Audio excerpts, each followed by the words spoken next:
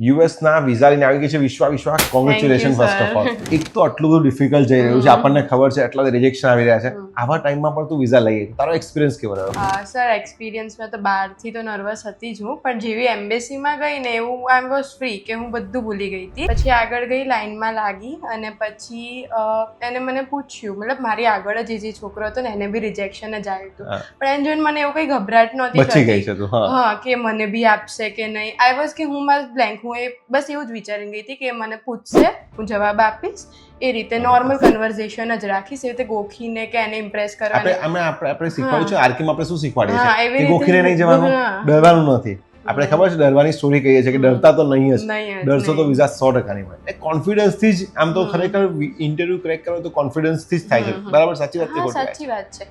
એમ જ હું ગઈ હતી. પછી એને મને પૂછ્યું કે તમે બેચલર્સમાં શું કર્યું છે, ફંડિંગ વિશે ને બધું. મેં નોર્મલી જે એને ક્વેશ્ચન્સ, હા, અને પછી એને મારા બેચલર્સમાં જે કોડિંગ લેંગ્વેજીસ છે એના વિશે થોડું પૂછ્યું અને ફાધરના બિઝનેસ વિશે થોડું પૂછ્યું.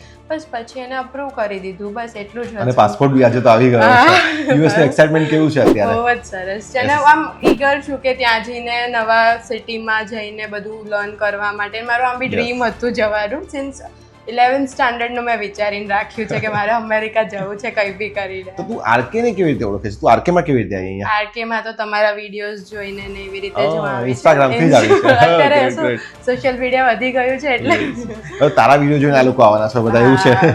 આવું જ જોઈએ અહીંયા જ તે.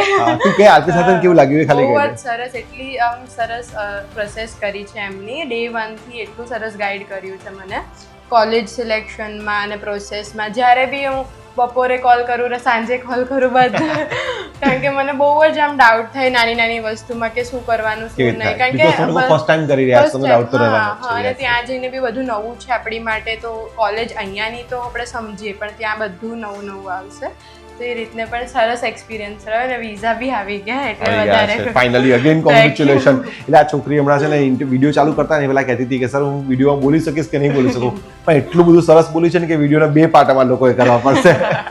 તો તમને લોકોને પણ યુએસના કોઈ પણ ક્વેશ્ચન છે યુએસ સ્ટુડન્ટ્સને લઈને તો કોમેન્ટ કરો, ડીએમ કરો અને ફોલો કરો ના ભૂલતા.